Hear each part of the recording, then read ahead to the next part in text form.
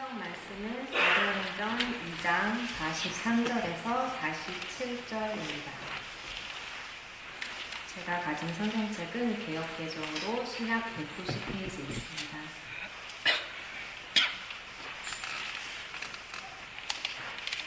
사람마다 두려워하는데 사도들로 말미암아 기사와 표적이 많이 나타나니 믿는 사람이 다 함께 있어 모든 물건을 서로 통용하고 또 재산과 소유를 팔아 각 사람의 필요에 따라 나눠주며 날마다 마음을 같이하여 성전에 모이기를 힘쓰고 집에서 떡을 떼며 기쁨과 순전한 마음으로 음식을 먹고 하나님을 찬미하며 또 온 백성에게 칭송을 받으니 주께서 구원받는 사람을 날마다 더하게 하십니다. 자, 지금 한 마음으로라는 주제로 계속 말씀을 전하고 있습니다. 한 마음으로. 그래서 지금 세 번째인데요. 자, 예수님이 하늘에 올라가시고 제자들이 한 마음으로 성령님을 기다렸죠. 자, 그리고 성령님이 오시자 이제 하나님의 큰 일, 그 진리 안에서 제자들이 한 마음이 됩니다. 그리고 이제 그 진리 안에서 한 마음으로 제자들이 하나님의 나라를 세워가요. 그래서 그 하나님 나라 세움에 관한 이야기를 오늘 본문을 통해서 좀 살펴보려고 합니다. 여러분, 그 하나님의 나라 하면 어떤 생각이 드세요? 어떤 게 딱 떠오릅니까? 하나님의 나라. 네, 순장 모임 미리 하는데 어떤 분은 따뜻함 이야기하시는 분도 있고 하나님의 통치 이야기하시는 분도 있고 세상과의 구분됨 이런 이야기를 같이 나누어 봤습니다. 예, 하나님의 나라. 저는 실은 이렇게 세상의 나라에 실망하고 소망을 잃는 그 시점에 성경 공부를 통해서 와, 다른 세상이 있구나, 이게 뭐지? 하는 그 호기심 내지는 소망을 갖고 신앙생활을 처음 시작했어요. 그리고 점점 더 예수님이 함께 하시는 가운데 하나님 나라를 보면서 너무너무 하나님 나라를 소망합니다. 하나님 나라를 궁금해해서 신앙생활을 시작했고 하나님 나라를 기대하면서 지금 이제 계속 신앙생활을 하고 있어요. 그래서 우리 공동체가 그 예수님 안에서 그 하나님의 나라를 지식적으로만이 아니라 실제로 경험하는 그런 공동체가, 그런 교회가 되기를 너무너무 소원합니다. 네, 아멘. 네, 아멘 하셨으면 좋겠어요. 자, 이 사도행전은 하나님 나라에 관한 이야기예요. 그렇게 이해하시면 됩니다. 사도행전은, 우리가 지금 사도행전 말씀을 보고 있죠? 하나님 나라에 관한 이야기입니다. 성령님이 오셔서 하나님의 큰 일을 깨닫게 하시죠. 나사렛 예수가 하나님의 아들이고 그 하나님의 아들이 우리의 죄를 대신해서 죽으셨다. 그리고 부활하셔서 이제 그를 믿는 자는 하나님의 자녀가 되는 권세를 입었다. 이게 바로 하나님의 큰 일이에요. 하나님의 큰 일입니다. 사도행전 2장 21절이죠. 누구든지 주의 이름을 부르는 자는 구원을 받으리라. 성령님께서 제자들을 예수가 그리스도라는 진리 안에서 하나 되게 하셨죠. 이렇게 성령님을 통해 예수님의 아들로, 그리스도로, 주인으로 고백하는 사람들의 공동체, 그 교회가 태어났습니다. 성령님을 통해서 하나님이 통치하세요. 그리고 하나님이 통치하는 곳, 하나님이 통치하는 마음, 관계, 공동체가 바로 하나님의 나라예요. 자, 그렇게 성령님으로 태어난 교회와 함께 이 땅에 하나님의 나라도 시작되었습니다. 성령님이 제자들로 하여금 한 마음으로 하나님 나라를 세워가게 하세요. 사도행전 1장 8절이죠. 오직 성령이 너희에게 임하시면 너희가 권능을 받고 예루살렘과 온 유대와 사마리아와 땅끝까지 이르러 내 증인이 되리라 하시니라. 예루살렘과 온 유대와 사마리아와 땅끝까지 이르러 하나님의 큰 일의 증인이 되게 하리라. 사도행전 내용의 전개 순서예요. 그런데 동시에 성령을 통해 시작된 하나님의 나라가 어떻게 확장되는지 또 이야기하고 미리 얘기해주고 있는 바인 거예요. 자, 하나님의 나라가 세워지는 이야기가 사도행전입니다. 그리고 오늘 본문은 이 땅에 하나님의 나라가 어떠한지 보여주죠. 43절 볼게요. 사람마다 두려워하는데 사도들로 말미암아 기사와 표적이 많이 나타나니. 지난주 말씀은 그 기사와 표적의 1차적인 의미를 좀 봤습니다. 아픈 사람이 치유함 받고 귀신이 쫓아나고 어떤 엑스트라오디너리한 일도 기사와 표적이지만 무엇보다도 선지자 요엘을 통해서 말씀하신 기사는, 표적은 사람들이 성령 충만하여서 예언하고 환상을 보고 꿈을 꾸는 거예요. 세상의 나라가 아니라 하나님의 나라 이야기를 하기 시작하는 거예요. 자, 남녀노소 한마음으로 예수님을 구원자로 고백합니다. 내 인생의 주인이 나에서 예수님으로 바뀌니 내가 바라던 나의 꿈, 나의 왕국이 뒤집어지고 하나님의 꿈, 하나님의 나라를 소망하게 됩니다. 성령님을 통해 이미 시작되고 예수 그리스도의 다시 오심을 통해 완성될 하나님의 나라를 기대하게 되는 거예요. 그게 교회의 모습이죠. 자, 사람마다 두려워하는데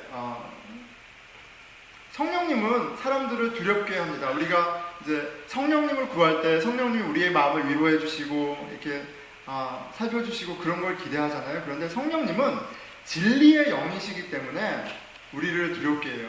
무슨 말이냐면 진리가 아닌 것을 드러나게 하시고요, 진리가 아닌 것을 어큐징 하세요. 그렇기 때문에 두려움도 같이 나타나는 거예요. 열정적으로 선포되는 진리 가운데 사람들은 두려워합니다. 자, 내가 여태까지 잘 살았다고 생각했어요. 이렇게 열심히 일하고 이렇게 학교 다니고 이렇게 직장 취하고 이만한 성취를 했어요. 이 정도면 나쁘지 않은 삶이라고 생각했어요. 그런데 진리는 뭐라고 얘기하나요?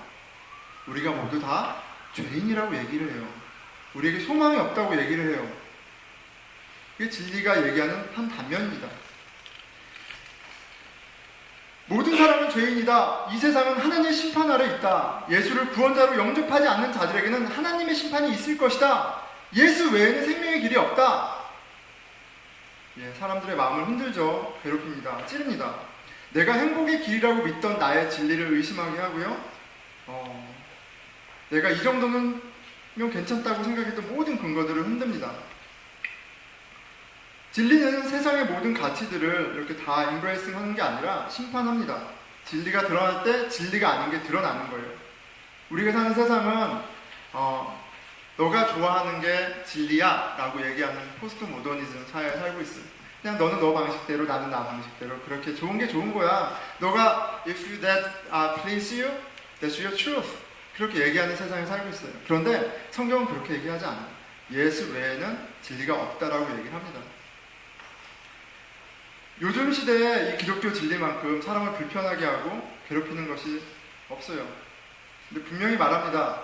너를 즐겁게 한다면 그것이 너의 진리라고 말하는 생각이야말로 절대자 하나님을 부정하는 죄악이요 자신의 욕망을 섬기는 우상 숭배임을 폭로하여. 여러분, 죄는 다른 게 죄가 아니고요, self-centered heart, 자기 중심성, 나의 인생을 내가 경영하는 것, 그렇게 살아가는 것 자체가 죄라고 얘기를 하는 거예요. 기독교 진리는 어제나 오늘이나 언제나 진리 밖에 있는 사람들의 마음을 힘들게 합니다. 사도행전에서도 발견되죠. 2장 37절이에요.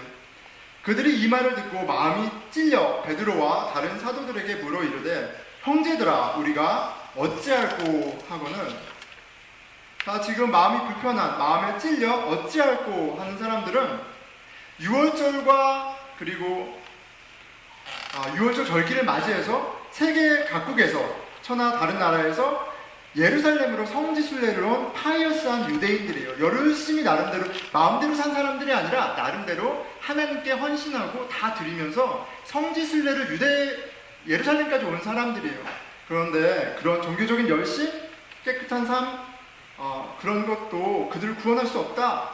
예수 그리스도 이외에는 구원할 수 없다라는 이 복음 앞에서, 진리 앞에서 괴로워하고 어찌할꼬 이런 반응이 나오는 겁니다.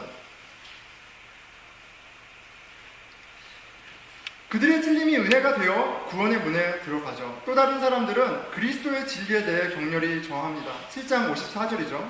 스데반이 진리를 얘기했을 때 종교 지도자들은 이렇게 반응합니다. 그들이 이 말을 듣고 마음에 찔려 그를 향하여 이를 갈거늘 진리를 선포하고 살아가는 그리스도인을 향해 혐오와 공격으로 이렇게 반응하는 거예요. 진리와 비진리는 They are enemies to each other. 적대 관계입니다. 같이 갈 수가 없어요.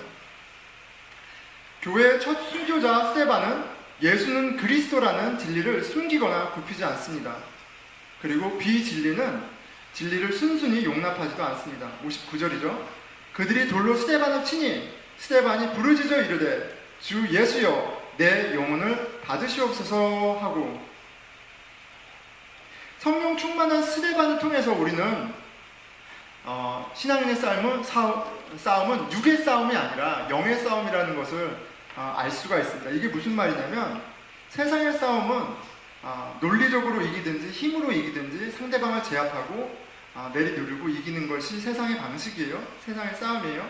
그런데 하나님의 사람은 그런 세상의 싸움이 아니라 육의 싸움이 아니라 영의 싸움을, 하늘의 방법으로 싸웁니다. 그것에 대해서 로마서 12장 20절에서 사도 바울은 이렇게 얘기하는 거죠. 내 원수가 줄이거든 먹이고 목마르거든 마시게 하라. 그렇게 함으로 내가 촛불을 사랑을 그 머리에 쌓아 놓으리라. 악에게 지지 말고 선으로 악을 이기리라. 스데반은 칼을 들이대고 돌을 던지는 원수들에게 예수님의 방식으로 하늘의 방법으로 대합니다. 60절 무릎을 꿇고 크게 불러 이르되 주여 이 죄를 그들에게 돌리지 마옵소서. 이 말을 하고 자니라. 예수님이 가르쳐 주시고 보여주신 대로 원수를 위해 기도합니다. 진리는 인간의 죄악을 폭로하지만 진리는 우리로 죄악 가운데 매여 있는 죄인을 미워하게도 저주하게도 하지 않습니다. 참 진리는 세상의 모든 가치와 구분되는 거예요. 세상은 서로 경쟁하며 서로 원수되게 하죠. 하지만 그리스도의 진리는 우리로 원수를 사랑하게 하고 축복하게 합니다.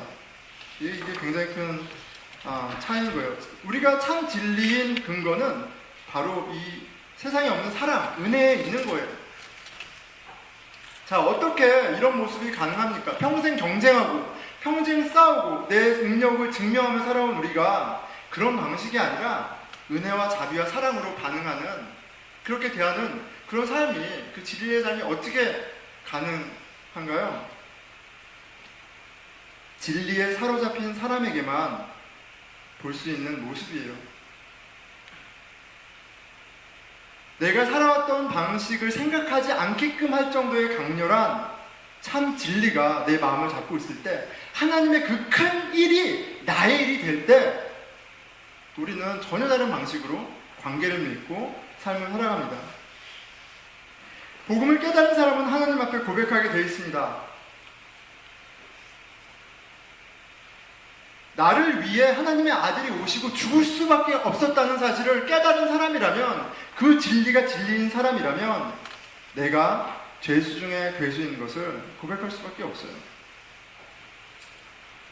그리고 그 예수님이 부활하시고 우리를 하나님의 자녀되는 권세를 주셨다는 것을 믿는 사람이라면 이제 나의 나됨은 세상이 정하는 것이 아니라 예수님의 부활이 정하는 거예요. 하나님의 자녀인 거예요. 하나님의 아들이고 딸인 거예요. 나의 죄를 대신해 죽으신 예수님의 사랑에 감사하며 나를 하나님의 자녀되게 하신 예수님의 은혜를 찬양합니다. 자, 무슨 말인가요? 참 진리는 하나님의 은혜를 알게 한다는 얘기예요. 그냥 머리로가 아니라 그 삶 가운데 은혜가 나타나게 한다는 얘기예요. 은혜를 아는 사람은 죄를 미워해도 사람을 저주할 수 없습니다. 그렇기에 참 그리스도인의 가장 큰 결정적인 특징은 예수가 그리스도라는 진리를 아는 것도 있지만 실은 그리스도의 성품이 나타나는 열매에도 있는 거예요. 은혜가 묻어나야만 합니다. 그렇기에 교회는 진리를 선포하는 공동체이면서 그걸로만 머물러 있는 것이 아니라 그 진리로 말미암은 은혜로운 사람들이 모인 공동체이기도 한 거예요. 진리를 말하지만 은혜가 없으면 실은 질문해 봐야 됩니다. 무엇이 문제인가? 열매로 그들을 알지라. 너희가 나에 속해져 있지 않은지 참 포도나무에 있는 나에게 붙어 있는지 붙어 있지 않은지 열매로 안다고 하셨어요. 근데 그 열매가 뭐예요? 은혜로운 모습이에요. 은혜예요. 은혜. 쉽게 말하면 은혜입니다. 하나님의 크신 일을 머리로 아는 것과 마음으로 아는 것이 전혀 다른 차원이라는 걸 우리가 항상 기억해야 되겠습니다. 머리로 아는 거하고 마음으로 깨달은 거하고 전혀 다른 것이에요. 복음을 말로 설명할 수 있고 믿는다는 고백을 할 수도 있지만 신학교를 가고 목사가 되고 선교사도 될 수 있어요. 많은 봉사를 할 수도 있어요. 하지만 그거하고 정말 하나님의 큰 일, 그 진리를 알아서 하나님과 관계 있는 것 하고는 전혀 다른 거예요. 전혀 다른 겁니다. 전혀 다르다. 따라해볼까요? 전혀 다르다. 전혀 다르다. 이거 굉장히 중요합니다. 굉장히 중요해요. 자, 왜 중요한지 한번 볼게요. 사도행전 8장에 사마리아 성에 시몬이라는 사람이 등장합니다. 시몬은 어떤 사람인가요? 13절, 8장 13절입니다. 함께 읽어볼까요? 하나, 둘, 셋.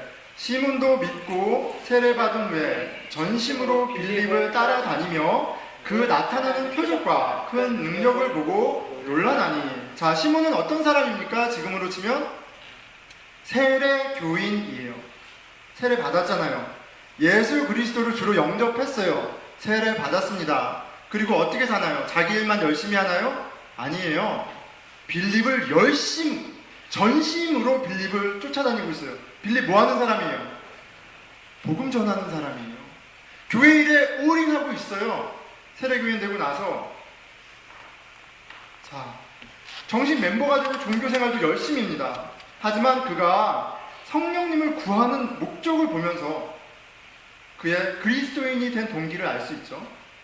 18절 19절입니다. 함께 읽을까요? 시몬이 사도들의 안수로 성령 받는 것을 보고 돈을 들여 이르되 이 권능을 내게도 주어 누구든지 내가 안수하는 사람은 성령을 받게 하여 주소서 하니. 자, 시몬이 그리스도인이 된 목적이 무언가요? 시몬이 그리스도인이 된 목적이 뭐예요? 네, 권능입니다. 파워예요, 파워. 더 큰 파워를 얻기 위해서, 더 영향력 있는 사람이 되기 위해서, 더 내 나라를 확장하기 위해서 그리스도인이 된 거예요. 그게 고스란히 나타나 있죠. 9절에 보면 시몬은 마술을 퍼포밍 하던 사람이에요. 그래서 사람들을 놀래키던 사람이에요. 자칭 큰 자를 자처하던 사람이에요. 평생 큰 자가 되기 위해서 열심히 살던 사람이에요. 그런데 여전히 교회에서도 큰 자가 되는 거에만 관심이 있어요. 그의 신앙의 열심도 성령을 구하는 목적도 더 큰 자가 되기 위함이에요. 자기 중심성이 self-centered heart가 that's the essence of sin. sin이라고 얘기했어요. 그건 어떻게 나타나요? 어떤 라이프스타일이에요? 나의 영향력을 확대하는 모습으로 나타나요. 더 많은 컨트롤, 더 많은 인플루언서한 그런 사람으로 살아가는 모습으로 나타나요. 근데 시몬이 여전히 그래요.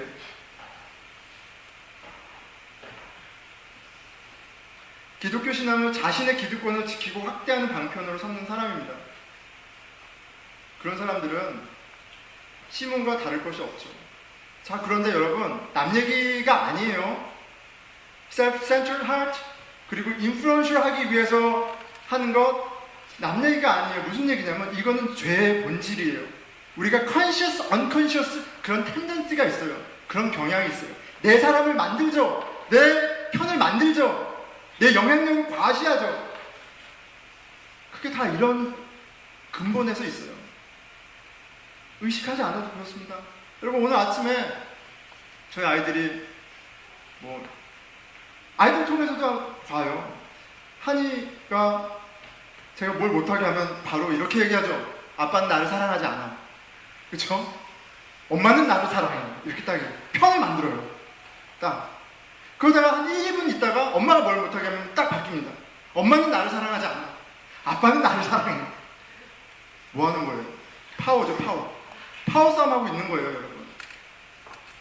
내 편을 만들어서 내 의지를 관철하는 시도는 그냥 우리 네이처 안에 있어요. 그냥 뭐 우리 그냥 평범한 얘기한 거야 뭐 한 거. 여러분 우리가 얼마나 언컨시어스하게 파워 싸움을 하고 있는지 모릅니다. 그게 오케이가 아니라는 거예요. 그건 하나님의 나라의 일이 아니라고 얘기를 하는 거예요. 그리스도인이라는 이름표를 달고 교회라는 건물에 있지만 여전히 자기 욕망의 사람 시몬에 대한 하나님의 평가는 단호합니다. 21절 하나님 앞에서 내 마음이 바르지 못하니 이 도에는 내가 관계도 없고 분깃된 것도 없느니라. 이 도는 진리를 얘기합니다. 이 도에 너가 관계가 없어. 예수 그리스도와 너와 상관이 없어. 이 분깃하고 너와 관계가 없어. 이 분깃은 굉장히 중요한 말이에요. 하나님 나라의 유업을 얘기를 하는 겁니다. 하나님 나라의 유업, inheritance. 이 유업이 너랑 관계가 없단 말은 뭐냐면 너는 하나님의 자식이 아니야. 너는 하나님과 관계없는 사람이야. 그런 거 상관없어. 얘기를 하는 거예요. 누구에게요? 세례받았고 시몬도 세례받았고 충기적 열심히 있지만 그렇게 얘기를 하는 거예요. 여러분 신앙은 마음의 이슈예요. 철저하게 마음의 이슈예요. 내가 얼마나 신앙적인 퍼포밍을 하고 사람들이 인정하느냐는 이슈가 아니에요. 하나님 중심을 보세요. 하나님과 마음이 바르냐 바르지 않느냐를 보세요. 내가 보니 너는 악독이 가득하여 불의의 메인바 되었도다. 여러분 우리의 마음은 어떻습니까? 우리는 무엇을 위해 그리스도인이 되었고 그리스도인으로 살고 있나요?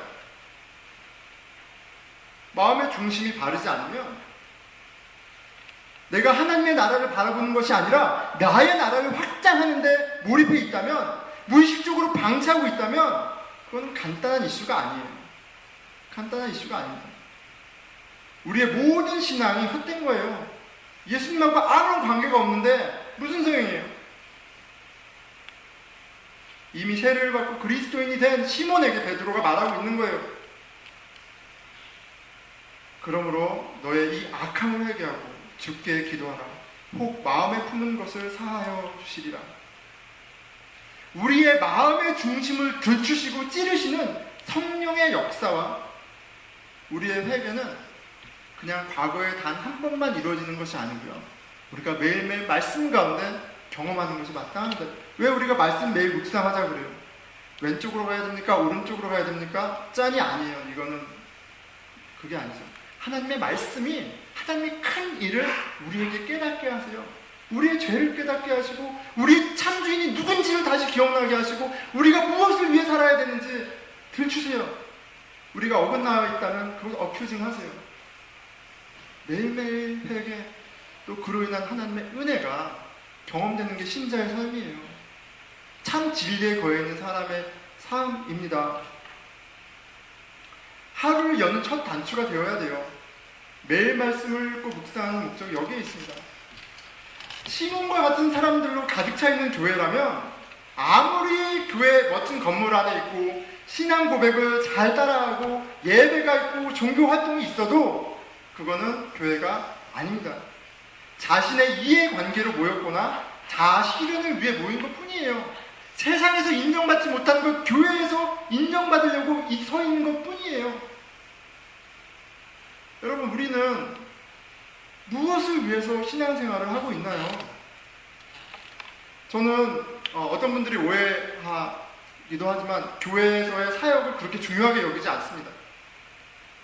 재능 있는 분들이 많은데 어떤 면에서는 너무 할 정도로 사역을 드라이브하지 않아요. 그런데 그거는 사역을 하지 말자는 얘기가 아니에요. 여러분. 사역하면 좋죠. 그런데 우리의 경향성이 저의 경향성이 뭐냐면 우리가 무언가를 하면 그 사람들이 인정해주면 그게 신앙이라고 착각을 해요. 더 많은 사람이 내 말에 휘둘리면 그게 신앙이라고 착각을 해요. 참 진리 안에서 나를 발견하고 그래서 은혜로워져야 되는데 더 고집불통이 된단 말이에요. 참 진리 안에서 회개와 그로 인한 거룩한 성품이 어느 정도 잘하지 않으면 사역을 하는 것보다는 잠잠히 참 진리를 묵상하고 그 진리 안에서 관계 맺는 법을 배우는 게 마땅합니다.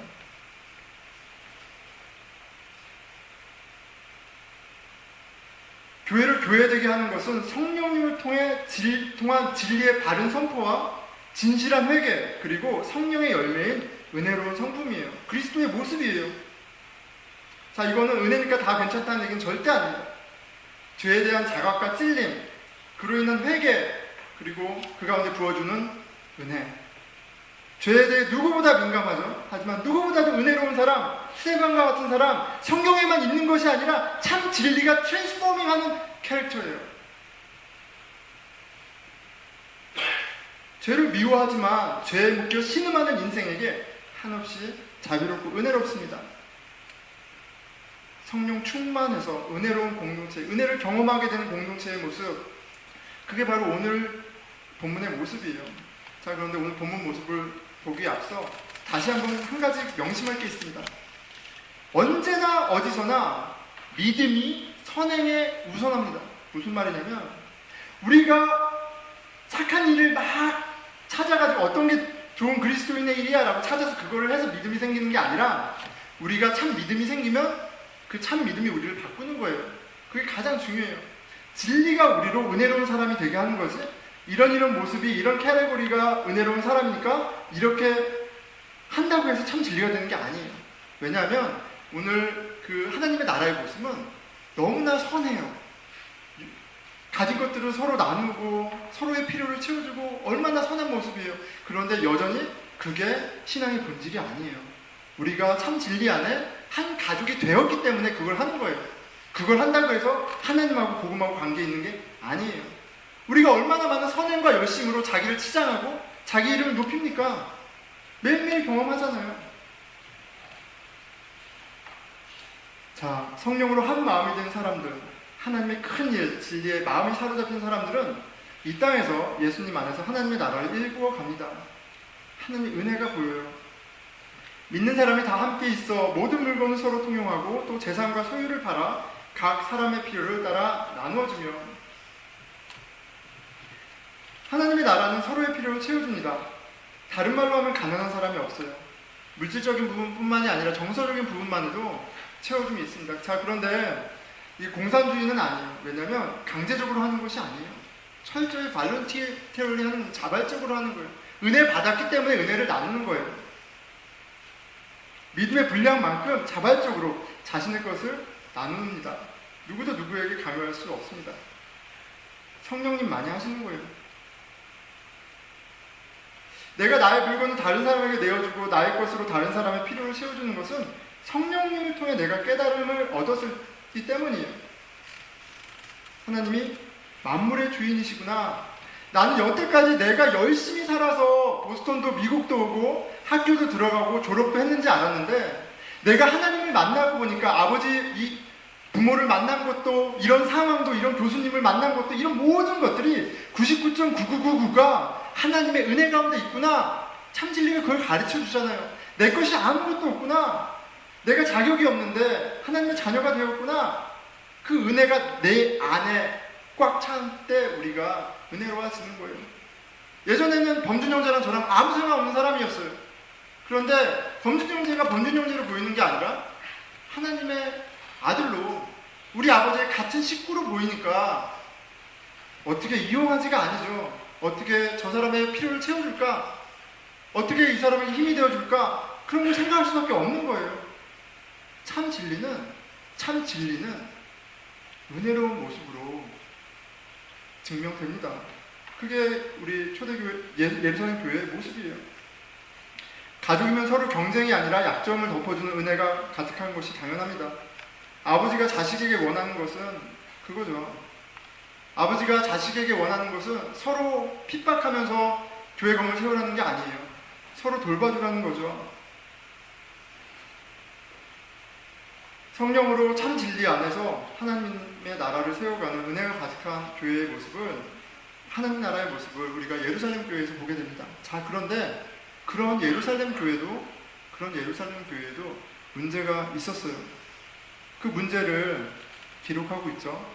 그냥 넘어가지 않습니다. 하지만 그 예루살렘 교회의 문제를 해결하는 방식이 세상의 방식이 아니라 참 진리, 은혜의 원리에 따라서 해결하고 있다는 점을 우리가 좀 주목해서 봤으면 좋겠습니다. 자, 6장 1절이죠. 이 시험을 은혜의 원리로 통과하는 모습을 봅니다. 그때 제자가 더 많아졌는데 헬라파 유대인들이 자기의 과부들이 매일의 구제에 빠짐으로 히브리파 사람을 원망하니, 당시 교회에는, 예루살렘 교회에는 크게 두 그룹이 있었어요. 하나는 헬라파 유대인들이고 또 다른 하나는 히브리파 유대인들입니다. 히브리가 유대인들이죠. 유대인들이고 헬라파 유대인들은 외국물을 먹은 유대인들이에요. 딱 안 들어오죠. 그런데 우리 미국 교회의 현실과 너무 비슷해요. 1세와 2세가 한 교회에 같이 있다고 생각을 하면 돼요. 코리안인인 1세들과 미국에서 자라고 미국 문화가 익숙하고 미국 영어가 다 익숙한 크리스찬이 지금 같이 있는 거예요.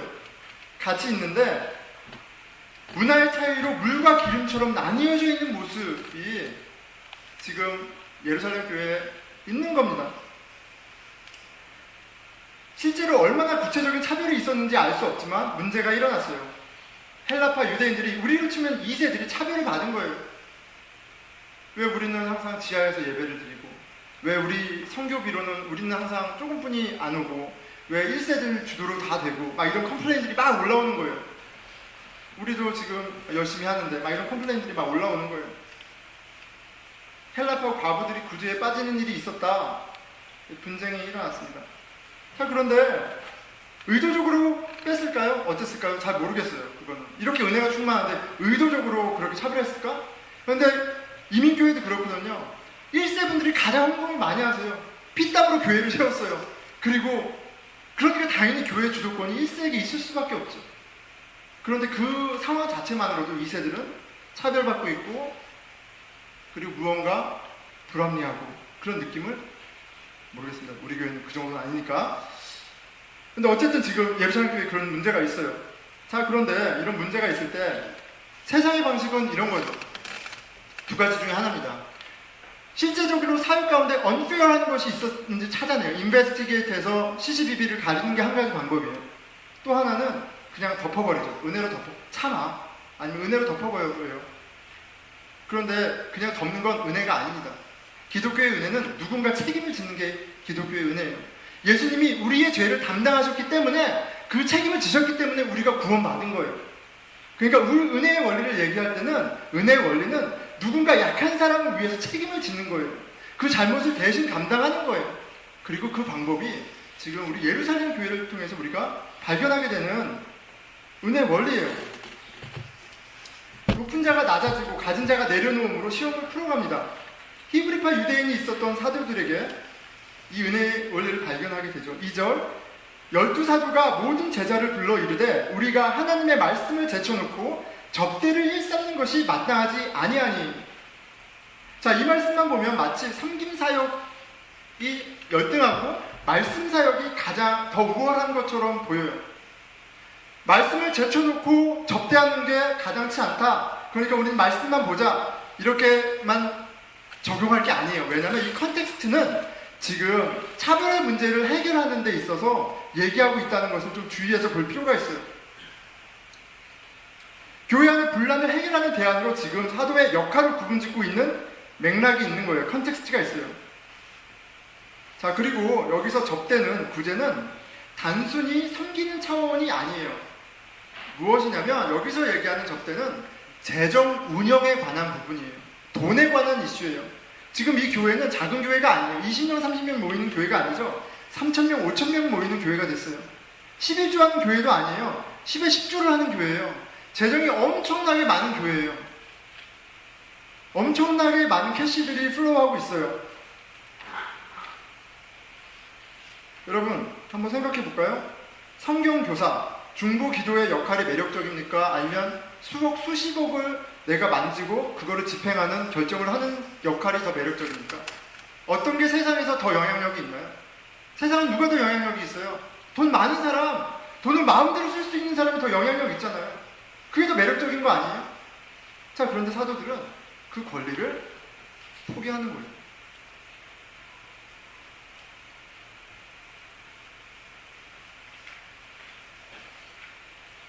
오늘날 많은 목사님들이 교회의 재정에 손을 놓지 못하기 때문에 많은 분란들이 있습니다. 왜냐하면 재정이 곧 영향력이고 파워이기 때문이에요. 작은 교회는 담당할 사람이 없어서 어쩔 수 없이 인볼브 하죠. 하지만 큰 교회 같은 경우는 그래서는 안 돼요. 왜냐하면 교회 리더십은, 큰 사람은 은혜의 원리로 교회를 섬기는 거고, 그렇다면 자기의 권력을 움켜쥐고 있을 수 없습니다. 우리 교회는 그 정도는 아닙니다. 예. 그런데 혹시 하나님 은혜 주셔서 커졌을 때, 근데 제가 만약 어떤 제 기득권과 권력을 놓지 못하고 있을 때 용수 집사님이 얘기해 주실 거라고 믿습니다. 그때 그렇게 설교하셨잖아요. 은혜의 원리 얘기하셨는데 왜 그러세요? 예, 여러분도 그렇게 얘기해 주셔야 돼요. 근데 제자 사도들이 그렇게 했어요. 자기의 권리를 포기했어요. 말씀과 기도가 중요합니다. 하지만 성님과 나눔이 덜 중요한 것은 아니에요. 참 진리는 은혜로운 관계라는 열매로 분별돼요. 이해 관계에서 자신의 권리를 포기하는 제자들의 모습을 보며 십자가의 사랑, 은혜의 원리가 실제적으로 정치 제도에 어떻게 적용되는지 보게 됩니다. 입으로 성경을 말하고 설교를 해도 자기 권리를 포기할 줄 모르고 이해관계에 민감하고 자존심을 부린다면 사마리아 성의 시몬과 자신이 무엇이 다른지 돌아봐야 돼요. 은혜의 원리는 자기를 비워 다른 일을 채우는 거예요. 그게 예수님이 오셔서 십자가에서 보여주신 진리예요. 성령 충만한 사도들은 예수님의 십자가도를 따릅니다. 그 진리를 따르죠. 형제들아, 3절, 너희 가운데 성령과 지혜가 충만하여 칭찬받는 사람 7을 택하라. 우리가 이 일을 그들에게 맡기라. 이게 왜 놀라운 모습이에요? 이게 왜 세상에 없는 모습이에요? 형제들이라고 불리는 범주가 어느 정도인지 명확하지 않아요. 하지만 재정 운영과 섬김 사역의 담당자를 세우는데 사도들이 개입하지 않아요.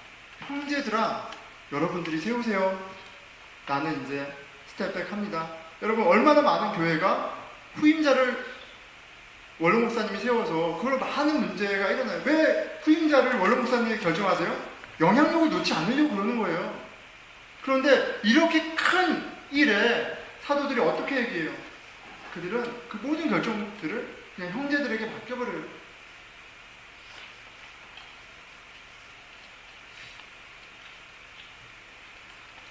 분명한 가이드라인만을 주고 있습니다. 성령과 지혜가 충만하여 칭찬받는 사람이라야 합니다. 성령과 지혜가 충만하여 칭찬받는 사람. 진리를 아는 것만이 아니라 진리를 말미암아 은혜로운 열매가 있는 사람, 예수 그리스도의 냄새가 나는 사람이어야 합니다. 자, 이건 다르게 말하면 이런 거죠. 세상에서 박사, 전문가, 어떠한 능력이 있는 사람으로 세워지는 것이 아니에요. 참 진리를 아는 것으로 머물러 있는 게 아니라 그 참 진리가 그 사람을 트랜스포밍하고 있는 증거가 있느냐, 은혜가 있느냐. 성령이 함께 하시니 제자들은 한마음으로 하나님의 나라를 세워갑니다. 진리의 선포만이 아니라 은혜의 원리로 공동체가 세워져 가요. 온 무리가 이 말을 기뻐하여 믿음과 성령이 충만한 사람 스데반과 빌립과 브루고로와 니가노르와 디몬과 바멜로와 나 유대에 입교했던 안디옥 사람 니골라를 택하여 사도들 앞에 세우니 사도들이 기도하고 그들에게 안수하니라. 불만을 갖고 있던 헬레파 유대인들에게 2세들에게 아예 재정운영과 섬김 사역의 모든 권한을 넘겨줘요. 재정을 짜고 집행하는 모든 권한을 다 넘겨주는 거예요. 자기 중심적이고 자기의 권력을 확대하는 것에 익숙한, 그거에만 몰입해 있는, 자기 마음대로 주장하는 거에만 몰입해 있는, 그렇게 살아가는 이 세상에 교회의 모습이 어떻게 비춰지겠어요?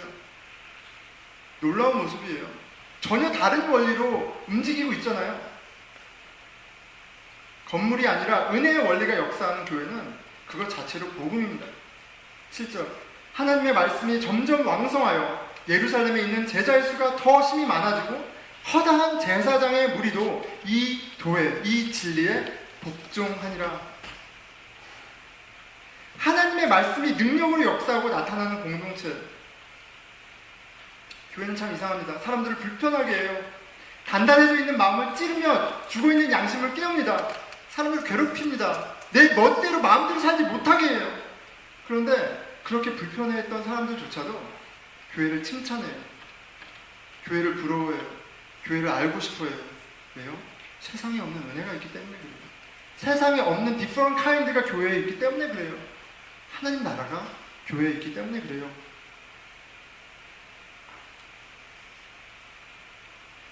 세상은 기이한 공동체를 칭찬할 수밖에 없었습니다. 그렇죠? 자, 우리는 어떻습니까? 우리도 참 진리 가운데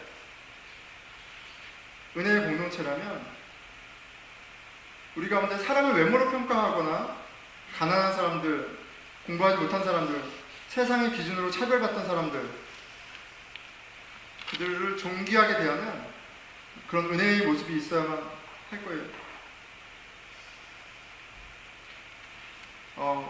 진리의 사람들은 외모로 사람을 차별하지 않습니다. 차별할 수 없습니다. 학교나 직장, 학력이나 스타일로 사람을 대할 수 없어요. 내가 사람을 그 사람의 외모로 평가한다는 것은 하나님의 형상이라는 그 거룩함을 훼손하는 거예요. 그것은 하나님의 거룩하심을, 하나님의 신성을 모독하는 거예요. 그것을 참 진리가 머리가 아니라 마음으로 깨닫는 사람이라면 양심이 찔려서 외모로 사람을 함부로 판단하거나 대할 수 없어요. 진리에 대한 모독이 되기 때문에 그렇습니다. 우리는 살아온 모양새가 그래서 불쑥불쑥 사람을 외모로 차별하죠. 나랑 비슷한지 그렇지 않은지, 내 기준에 닿는지 안 닿는지, 내 상식과 부합하는지 하지 않는지. 하지만 말씀은 우리의 이런 죄악된 마음을 드러내시고 찌르십니다. 회개하게 하시고 통곡하게 하십니다. 그 가운데 우리가 하나님의 은혜를 깨달아 가는 거예요. 온 백성에게 칭송을 받으니 주께서 구원받는 사람을 날마다 더하게 하시니라. 복음이 우리 입술에 맴도는 것이 아니라 그냥 입술에 맴도는 진리로 머물러 있지 않고 우리의 심장이 되고 우리의 팔과 다리를 움직이며 그때 이제 하나님의 나라가 우리 가운데 세워지는 겁니다. 자, 말씀을 맺겠습니다. 자, 성령님이 제자들로 하여금 한 마음으로 참 진리 안에서 하나님의 나라를 세워가게 하십니다. 우리 가운데 어떤 하나님 일하심이 있나요? 하나님 은혜가 보이나요?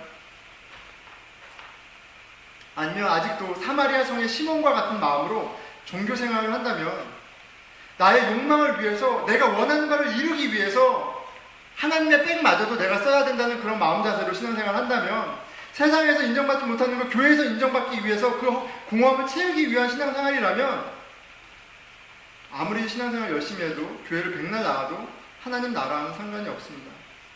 내 나라를 세우기 위해 성령님을 이용하는 것을 성령님이 이용당하지 않죠. 어떻게 그런 마음 가운데 하나님의 나라가 이루어지겠어요? 여러분, 저와 여러분의 마음은 어떻습니까? 찔림이 있다면 진심으로 회개하고 통곡하는 은혜가 있기를 축원합니다. 자, 우리 가운데 하나님의 나라가 경험되고 있나요? 저는 경험하고 있습니다. 다른 것이 아니라 저는 저희 아이들이 교회에 나오는 게 좋다고 할 때 하나님의 나라를 경험해요. 전혀 교회에 나올 것 같지 않던 청년이 교회를 좋아한다고 할 때 저는 하나님의 나라를 경험합니다. 성령 안에 평강과 기쁨과 희락이 하나님 나라에 있거든요. 세상에 얼마나 놀 게 많습니까? 먹을 게 많아요. 인스타그램 보면 너무 많아서 진짜 혼란스러울 정도인데 제가 어제 인스타그램을 시작했습니다. 세상에 갈 것도 많고 볼 것도 많고 놀 것도 많고 너무너무 우리를 컨퓨징하는 게 많아요. 이게 기쁨이야, 이게 구원이야, 여기에 있어. 너무나 우리를 혼란스럽게 해요. 그런데 일요일에 교회에 나와서 예배를 드리고 내 마음을 불편하게 하는 말씀을 듣는다는 건 그거는 하나님의 나라가 있지 않고는 불가능한 일이에요. 나를 불편하게 할 뿐만 아니라 하나님이 주시는 위로와 평강을 경험한다면 그것으로 족합니다. 우리를 은혜의 사람으로 만들어가고 계세요. 하나님의 나라는 성령님 안에 정의와 평강과 기쁨이 넘치는 공동체입니다. 진리의 말씀을 깨닫게 하시는 성령님이 우리 가운데 함께 하세요. 내가 깨닫는 진리가 다른 사람을 정죄하고 치는 무기가 아니라 내 심령을 흔들어 깨우는 은혜의 방편이 됩니다. 그 가운데 나는 매일 무너지지만 성령님이 나로 새로운 사람으로, 진리의 사람으로, 은혜의 사람으로 다듬어 가십니다. 성령님이 여전히 예수님을 주로 시인하는 사람들의 공동체, 이 교회를 통해, 우리 교회를 통해 하나님의 나라를 이루어 가고 계세요. 아멘. 기도하겠습니다.